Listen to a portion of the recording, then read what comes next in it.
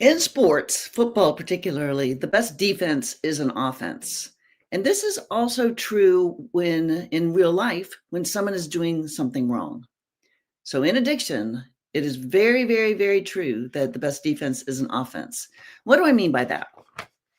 First, I'm going to break it down what they do that would support this theory, why they do it, and then what we can do to offset that. So, what they do is they do anything to be the victim, but that includes blaming, deflecting. And by deflecting, I mean putting the light over here when you're trying to put the light over here. So, you might say something like, "It seems like you've been drinking this afternoon." Well, for God's sakes, the dishwasher was completely dirty and I couldn't even get a glass in there. So yeah, maybe, but that's because of the dishwasher. Like obviously you can hear the oxymoronic quality of that. It doesn't make sense, but that's what deflecting is. Gaslight, this is very similar to deflecting, except they will like turn the situation back on you in that they'll twist it around a little bit so that you're wrong. They accuse us. They flat out say, "You've been going through my things. You were in my room." Maybe true, maybe not true, but that's what they'll do to flip it. They attack us and they fight pick. They criticize. And by fight pick, and this is a huge one because this is chronic.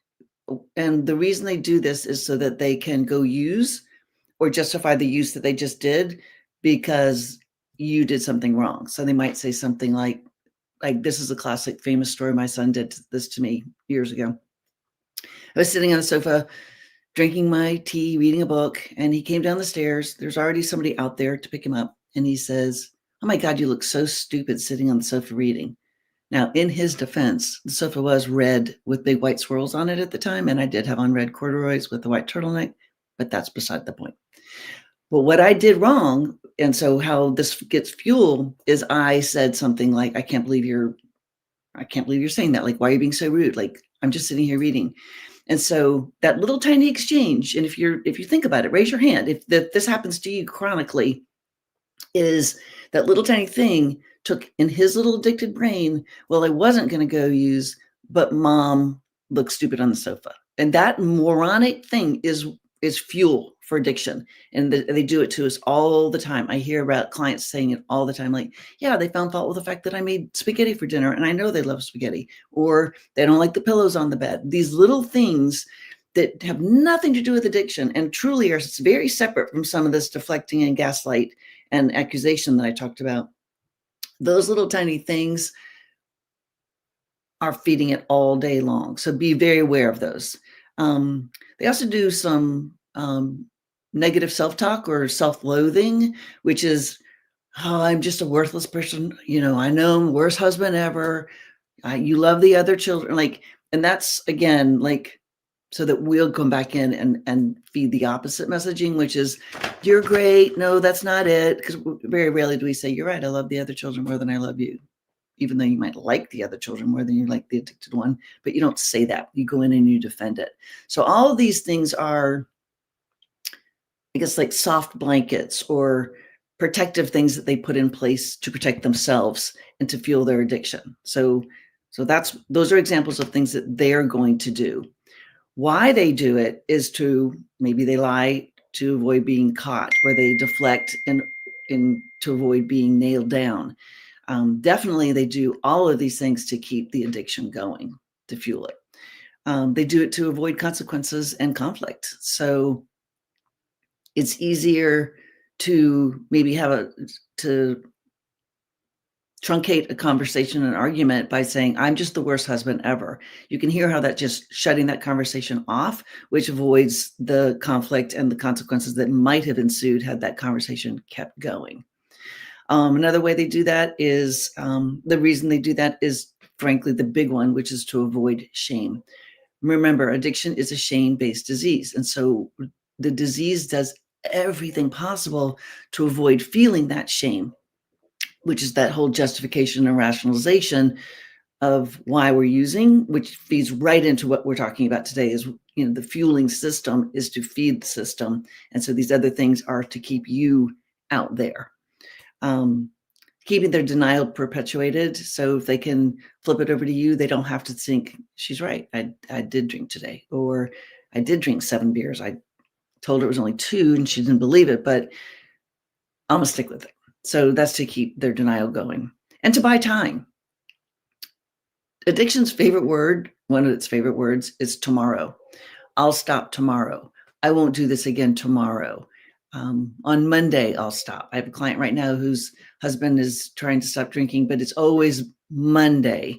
And yet on Monday, he has a drink. And so then he says, well, next Monday. So this is like the best strategy I've ever heard, because that Monday is never going to happen.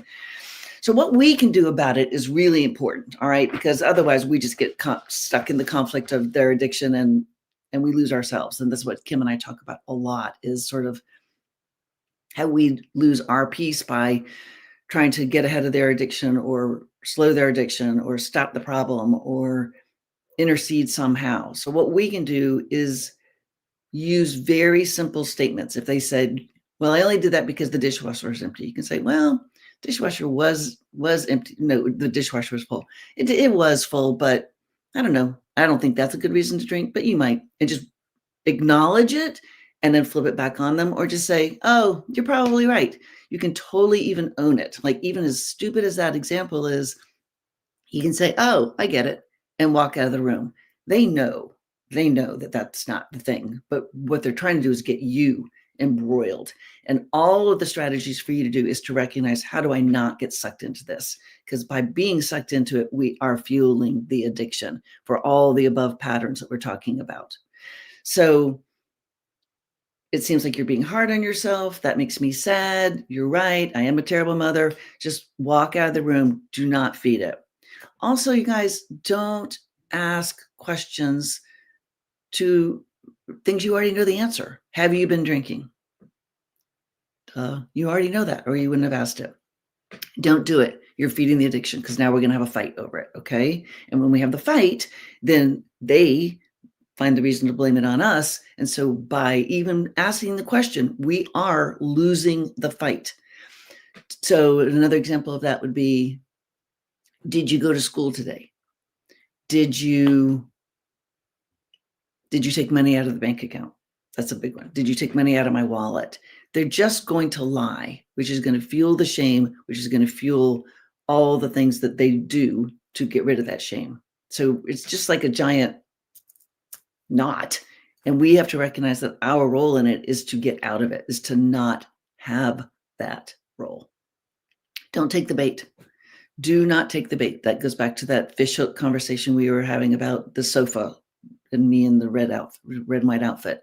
Don't take the bait. Just say, oh, you're right. I do look pretty stupid, don't I? And just go with it. Just don't even get into it. Use the empowerment triangle. And for those of you that don't know what the empowerment triangle is you empathize, you validate, and you empower. So if he said, I was at a terrible day at work today, and I drank 4 beers. You could say, I'm so sorry you had a terrible day at work. I hate it when I have a terrible day at work too, so I get it. But maybe next time you'll choose to do something besides 4 beers. Or, you're a smart guy, you know how to do that differently. So you don't get sucked into it, okay? Don't be the sponge and get sucked into it. Just flip it back very nicely and very empathetically back into their court. Use false humility. And that goes back to sort of what I was talking about at the top by simple statements is, I don't recall that.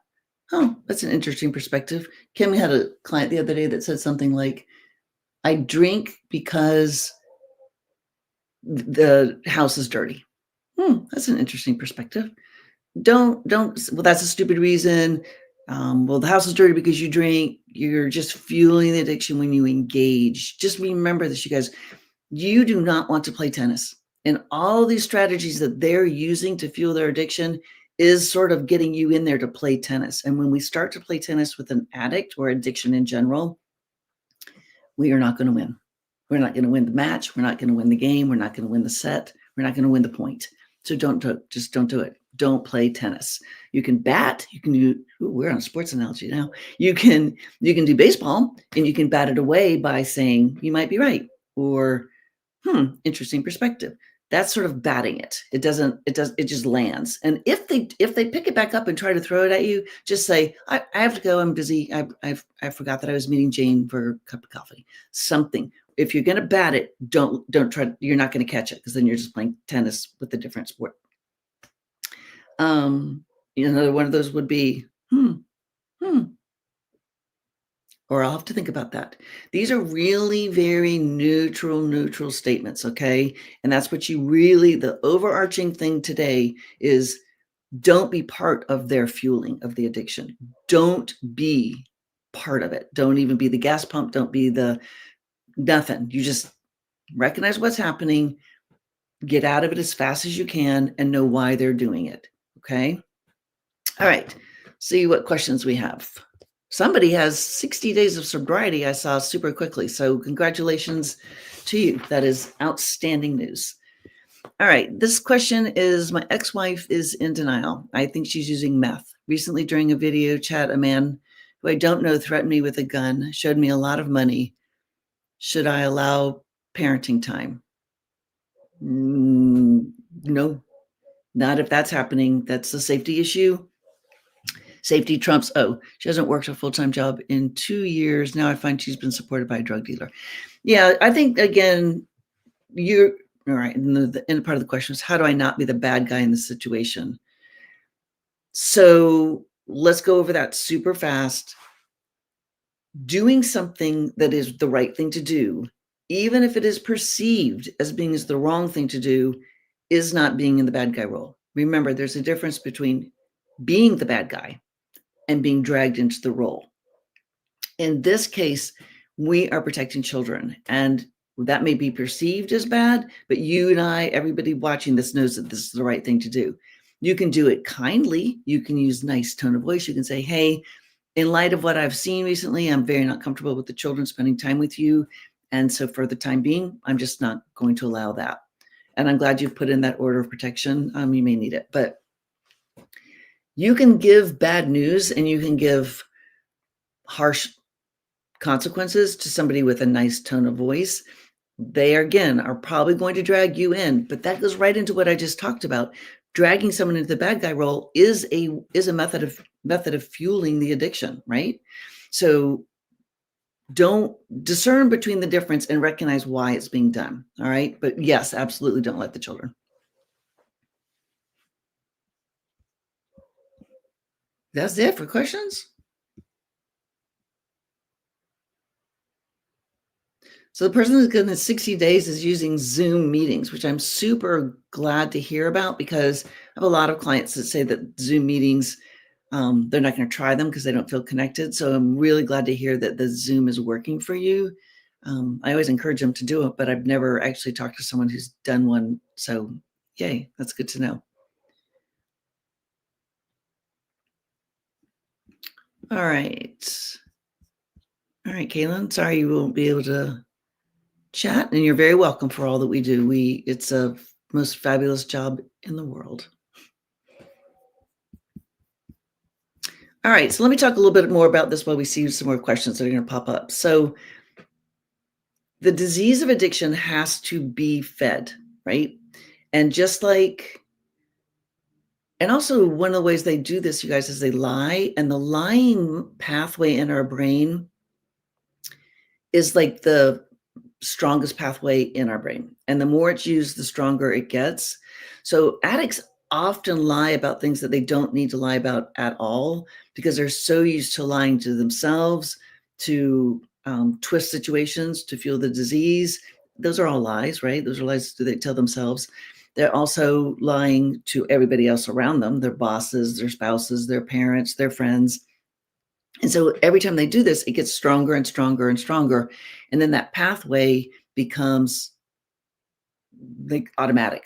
So that's another reason to not ask questions when you know the answer to it. They will lie. No one ever says, have you used drugs today? And says, yes. They always say, no, what are you talking about? My God, get off my back. You're such a nag. And that's a lie. And so as we're asking those questions that are going to force them to lie, we are fueling the addiction because we are strengthening addictive thinking. So you can see how it's just like what are those things when we were little and we did with the string, like cat's cradle and witch's broom? As we feed into this, we're just weaving a thing which allows them to have a different picture at the end. So be very, very careful about that, because that pathway, shoot, that can last for 3-4 months after they stopped using. I was once running group, and this kid was sitting in group, and he had on, his feet were up on the coffee table, and I could see a sticker, $79.99. Could see it on the bottom of his shoe. I'm old, and I was 10 feet away, so it was clearly perfectly visible. So I said, "Oh, you got new shoes?" "No, I didn't." Like, "Oh, did you do you take those shoes off when you go outside and you just put them back on when you get on rug?" "No." "Do you wear boots and put your shoes on when you come in the office today?" "No." I'm like, "Oh, well," he goes, yes, they're new. I don't even know why I lied about that." And that sort of led us to that conversation about the lying pathway. And so with our loved ones, we don't want to strengthen that, because it'll just be longer and longer after they stop using before they can walk away from that pattern, which is irritating as thunder. All right, Adriana, my boyfriend is an addict but in denial. How can I get help? Are you asking for help for yourself, or getting help for your boyfriend? If it's for yourself, the answer is to stop focusing on it, stop trying to talk him into seeing that, to get him out of a denial. Focus on yourself. Allow the consequences to happen, allow external things to happen, like he falls or he runs out of money. Oh, for him. Okay. You really can't get help for someone who's in denial because they don't believe there's a problem, or they're not willing to admit that there's a problem. You can get help for yourself, which is to understand the neurobiology of addiction, to understand why this is happening, to sort of think about these things we talked about at the beginning of the video, which is these patterns of communication and behavior that would allow us to see the problem. They're not seeing it because their brain is rationalizing and justifying what they're thinking or saying. Disease of addiction will make sure that it thrives and lives. And no matter what we say, we're not going to get somebody out of denial. We have to wait for something to happen, and they say to themselves, maybe I have a problem. So pre-contemplation, remember, is I don't have a problem, you're crazy. When that happens, just stop talking about the problem. Contemplation is, maybe I have a problem, but I don't think so.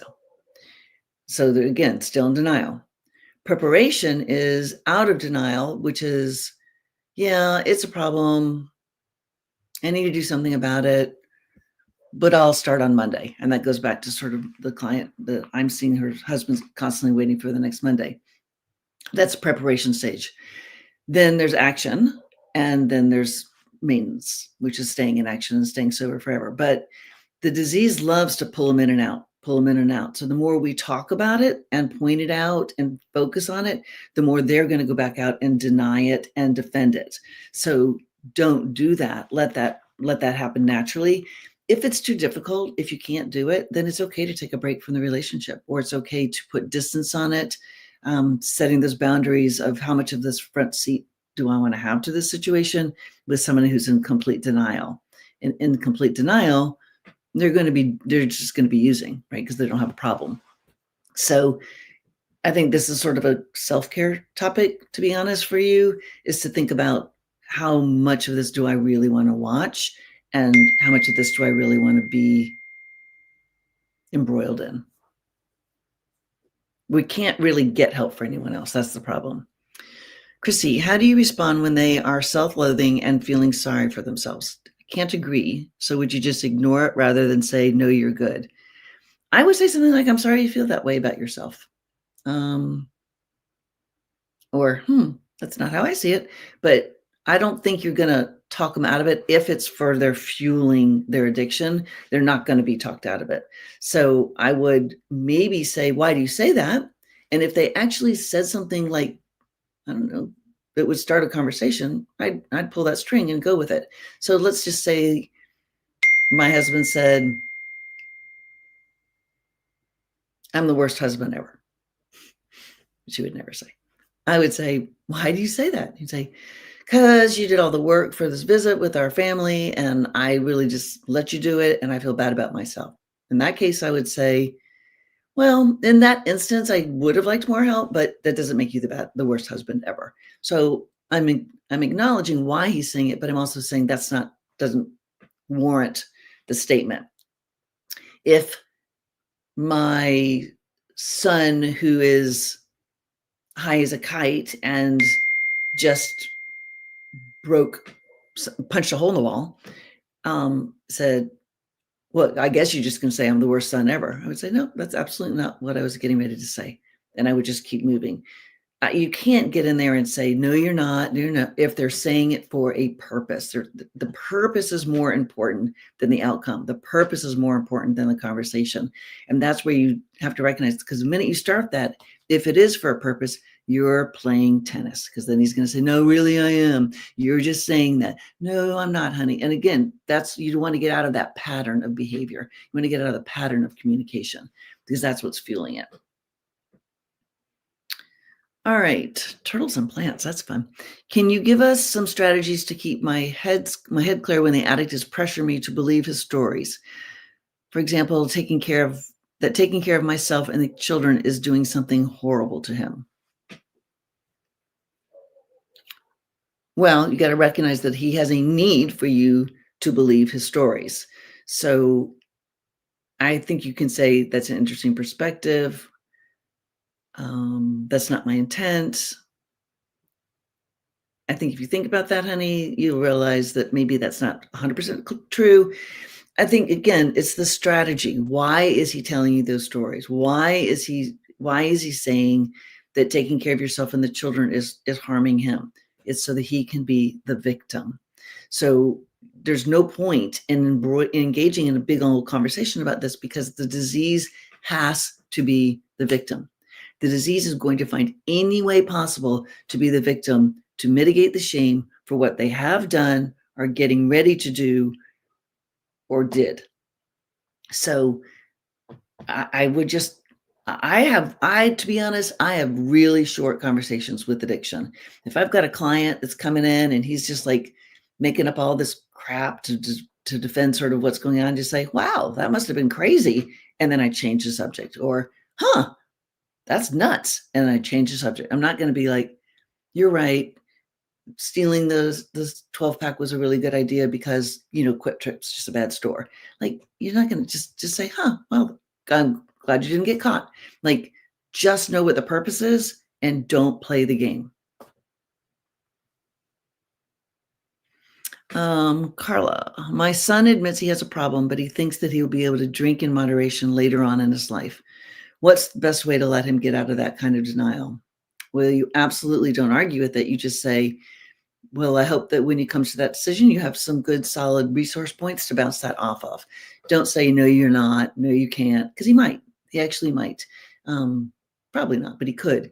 So the only way they get out of denial is by trying it and failing. And I call this the Great American Experiment.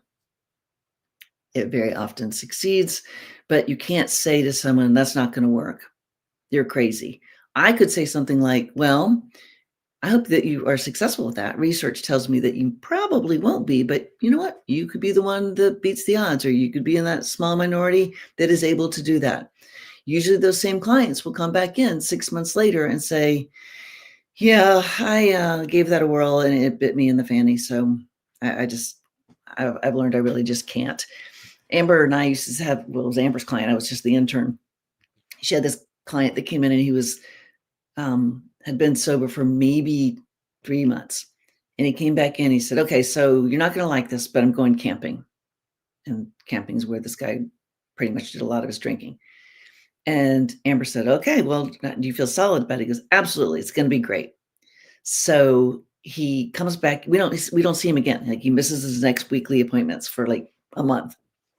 He finally comes in very sheepish.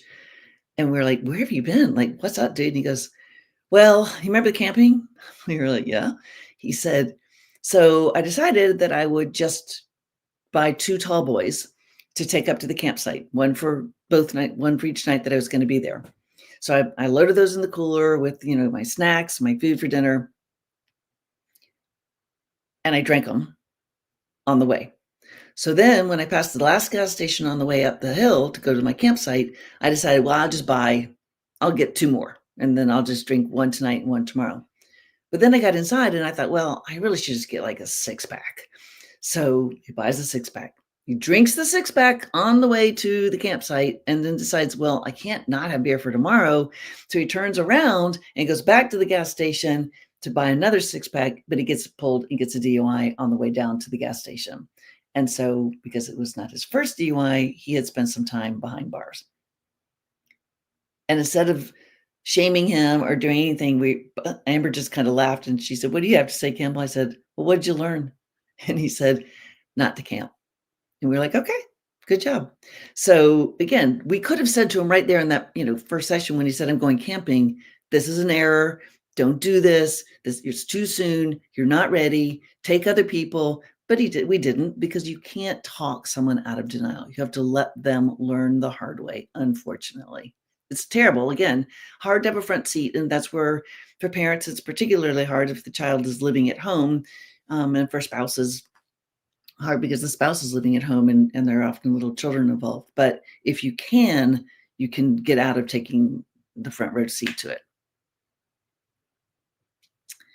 All right, Luke, my father is a cocaine addict and has moved into the summer house in the garden. Whenever he calls me, I feel stressed. How far should you go with boundaries? Should I buy his food and do his laundry? I definitely would not be doing his laundry. You can buy his food if you're doing it for you. If you're doing it because it makes you too uptight or too sad, or you can't put your head on your pillow at night because you don't want your dad to be hungry, then buy him food. If you're doing it because your dad won't buy his own food and is just sitting out there doing drugs and is waiting, feeling entitled, then I wouldn't do it. That's a great question in my mind, because maybe the right answer is not the brain answer, is not what the heart answer needs to be. So I think for you, Luke, you're going to have to decide, am I going to feel terrible if I don't feed him? Am I going to feel terrible if I don't do his laundry? Or am I doing it because he's not doing it and someone has to do it? Addiction doesn't respond to consequences, but until something happens for them to determine their life is unmanageable, they don't recognize that they truly have a problem. So again, this is sort of a great question, and I would do what your heart tells you to do. Absolutely. All right, Dale, my alcoholic loved one is showing signs of liver damage. Are there different approaches to use at this stage to help break through the denial preparation cycle? I think the approach that I would use is to ask your loved one upon receiving that news, how do you feel about that? What is that making you scared? Do you believe that? I would ask questions for them to sort of breadcrumb themselves to the truth. But if you start harping on it, they'll just deny it, right? It's not that bad. It's just the beginning. My livers repair themselves. Like, calm down. So you don't want to over highlight it, but you can ask questions around the topic so that they can see, God, I am kind of scared about that. Maybe I should do something about that. I've been trying to stop drinking, but I'm really not having any luck. Maybe I need to go seek some professional help. Like, the more you softly encourage thought, the more the action will actually be happening on their part. The more we shine the flashlight, harp, point out, this is horrible, you've got to stop. Like, didn't you hear the doctor? We're going the opposite way. Okay, so don't do that. All right, do we have one more quickie? My husband had 1 year of sobriety, but has relapsed repeatedly over the last 6 months. He is currently in detox and does not want me to tell our adult children. I don't want to lie. Advice. I wouldn't tell your adult children, but if they say, where's dad? Haven't heard from dad lately.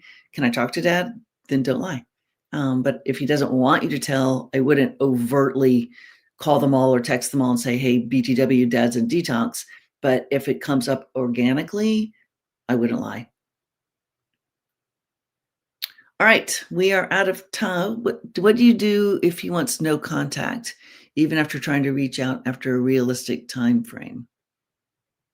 I honor no contact. If they would say they want contact, I would give it to them, because if you don't, if they relapse, if they use, it's going to be because you didn't honor the no contact. So again, you don't want to fuel the addiction by engaging in a way that they're not going to engage in well. All right, we are out of time for today. I hope fueling the addiction was a helpful topic. I hope that we put the links in this video for our membership, because if this was helpful, then maybe you would like to be curious about what our membership entails. And then we put links in if anybody needs individual sessions with either Kim or me. So anyway, hope that helps. It was great to see you guys. All right, bye-bye.